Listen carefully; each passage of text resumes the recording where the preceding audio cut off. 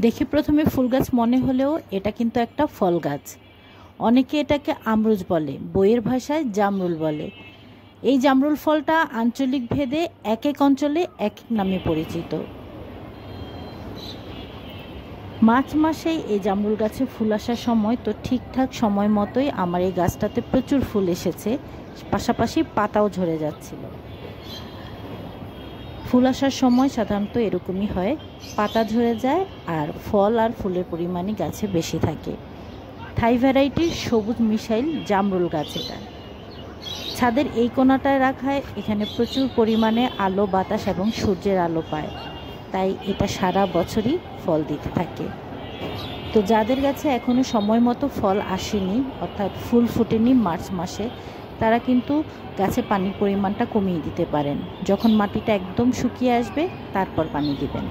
আর যাদের আমার মতো এরকম ফুল ফলে ভরে গিয়েছে গাছটা, তাদের কিন্তু মাটি ময়েশ্চার রাখার জন্য টাইম মতো নিয়মিত পানি দিতে হবে। খাবার হিসেবে আমি আসলে রাসায়নিক সার কখনোই স্প্রে করিনি বা মাটির গোড়ায়ও দিইনি, কারণ এই গাছটা অনেক সেন্সিটিভ। বিশেষ করে পাতাগুলো কিন্তু অনেক সেন্সিটিভ। দেখা যাবে যে রাসায়নিক সার দেওয়ার কারণে পাতা পড়ে যেতে পারে। শুধু কয়েকদিন পর পর পাতাগুলো সাধারণ পানি দিয়ে ধুয়ে দিলেই হয়।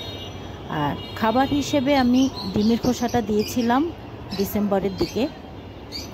ফল আসার আগে আর গাছে ফল আসার পরে খাবার প্রয়োগ করতে হয়। রাসায়নিক সারের থেকে কিন্তু জৈব সারটা নিরাপদ।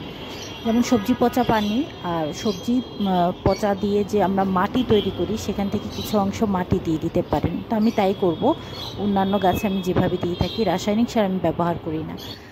আর গাছের ফল এখন যে সাইজ আসছে তার থেকে একটু বড় হলে এগুলোকে ব্যাগিং করে দিতে হবে। এই গাছটার ফল অনেক মিষ্টি। সাধারণত এই ফল পানসে হয়, কিন্তু আমার এই গাছের ফলটা অনেক মিষ্টি। যখন তখন বৃষ্টি হচ্ছে, বৃষ্টি হলে ফল আবার পানসে হয়ে যায়, তাই ব্যাগিং করে দিতে হবে।